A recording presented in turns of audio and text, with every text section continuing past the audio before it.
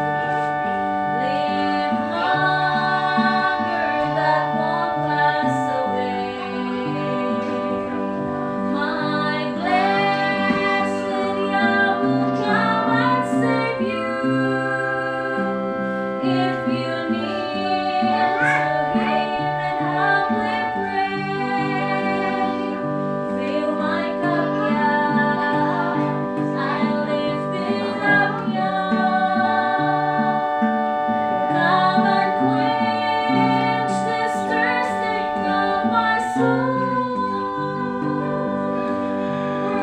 of heaven, feed me till I want no more. Fill my cup, fill it up, and make me whole. Hallelujah. Kanang tabang mo pahamang po. Kabayo ko rin taon ko eh. Right mo to, pasig buwan makarawat no. Pero dito may bawa na ito siguro. Pero wala siguro parang lang ba? Nga mo rin pizza. Ano dito magsalahan. Oo. Gawa na siguro, ana na. April lang. April 1. Nga tayo kasal. Huwag pa makasal ka. May kasal, pero may kasal. Isay. Isay ba? Kasunod. Ang problema, nawa dire. Mayon bro. Kaya sa mga kanina ito, Panganak na mga yun. pinapapit sa iyo. Isda, sa isda, kinsay nagbuhat sa isda, siya balaman. Kinsay nagbuhat sa bulak, kinsay nagbuhat sa bulak, siya balaman. Kinsay nagbuhat sa langgam, kinsay nagbuhat sa langgam, siya balaman. Kay nainggit man ang mga kuya ni Jose sa iyaha. Kuha mo na. Listen. Dayon, pag katong naminaw mo, Opo. gihulog man to siya sa balon na nga walay tubig. Then agi tong mga kuan sa taga-Ehipto, gibaligya ko nila si Jose. Gibaligya nila si Jose dito sa Ehipto, gihimo og ulipon. Nya napreso man to si Jose. Nganong nakagawas to si Jose unsa man Nasa gihatag niya ba nga mayo pa lang nga blessing yang talent. Sa to yang talent? basa o ka nagdamgo. Kabalo siya mohubad og damgo. Ay, Inday, si Inday pinumdum sa story ba? Si Inday ray naminaw? Dili magsigig-lihok dong. Maayo siya mo hubad og damgo, matong gipagawa siya sa hari. Naghimo na siya og siya ay nagdumala sa mga tao. Nagpuan na sila nagpuno og pagkaon. Kay ang damgo sa hari, gihubad ni Jose. Isa daw to ang 7 katambok nga baka gikaon sa payat. Nya ang 7 pod katambok nga mga butil sa humay, Gikaon gikaon pod sa payat nga butil nga humay. Ang pasabot day ato 7 ka tuig nga sagana dagag ani. Ay mo pagsigig ko. Og 7 ka tuig nga gutom. Unya kay nakaandam man ko sila no kay tungod ni Jose. Nag-andam sila ato. Nag-andam sila ato. Naminaw mo? Opo. Mama. Bakit pagkaon? Nya, ano magsaba? Dayon, minaw ha. Sa sumpay na ni. Kay tinggutom naman to. Ayaw magsaba. Tinggutom man to no. Unya, kay silang Jose kay nakaandam man sila. Daghang lag pagkaon nga gitigom. Unya dayon ang mga pamilya ni Jose minawa sa ang history. Pagkikitang muli, nagkita sila usab tungod sa tinggutom. Wala nang makain. Minaw, listen, kay aron maminaw, mangutana ko niya.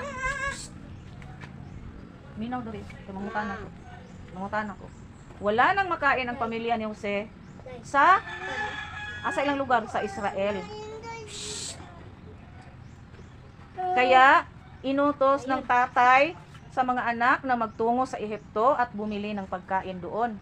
Nakita niya ay ang mga magulang Hindi nakilala ng mga kapatid niya si Jose. Wala nila nailhan si Jose. Pero umiyak si Jose, nihilak si Jose pagkakita niya sa iyang mga igsoon. Sinabi niya sa mga ito kung sino siya talaga. Siya. Di sa kaagwanta. Iyahag yung paila din iyang sarili o kinsa siya. Inakala ng mga kapatid niya na galit pa rin siya. Balik ko na kong basa. Iyo siglihok, natumba ng motor. Dirinta sa sumpay. Yung abi na ko, gumana mong tabi. Kaya ako na po yung tabi. Okay? Sige, ako na tabi ha.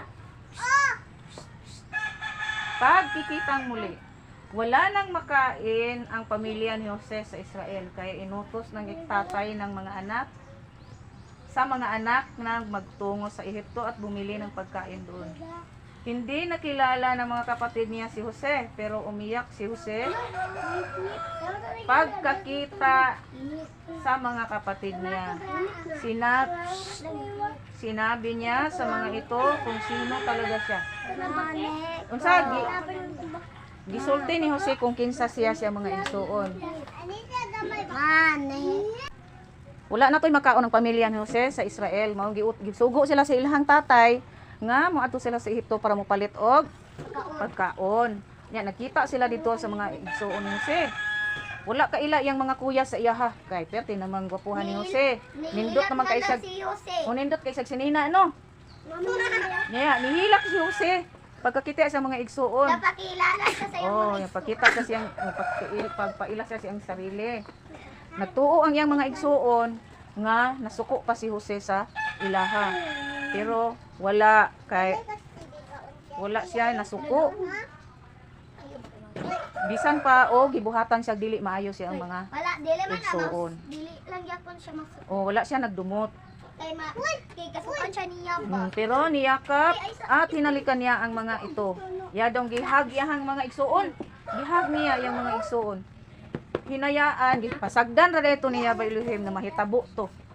Na mahitabo tong higayuna. Tungod kay na plano na dai niya nga iyahan gi ampingan iningatan niya ang buong panahong iyon. Para di ay nga makaligtas sila sa tagutom. Tapos nihangyo si Jose sa iyang amahan og igsuon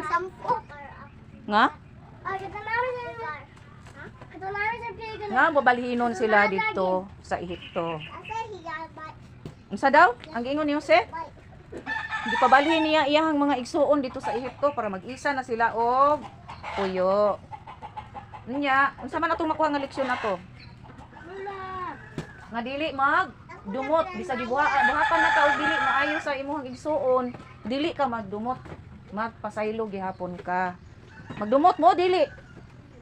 O tama ba nang magsuya kanang magsilik? O dili no para dili makahimo og dili maayo. Sariyahan ni Jose, bisag gibuhatan siya dili maayo siya mga kuya pero wala gyud siya nagdumot. Gipasaylo gihapon niya. Nya, mao na to atong story. Opo. Sunod na pod natong sumpay.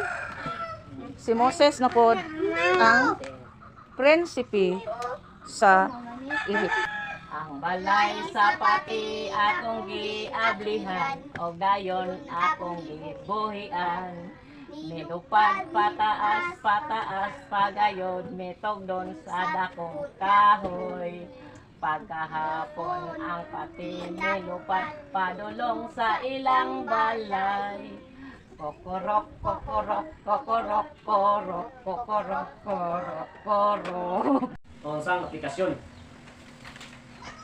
Aplikasyon ang gihingo ni kasuwang itungod ni na Lucas 4:1-13. Taas yun. Si Yeshua nga puno sa Espiritu, pauli kita sa hudan nga o siya gihanduan sa Espiritu. Dito sa mga awa-aw tulad sa kapatan sa adlaw o pintal o siya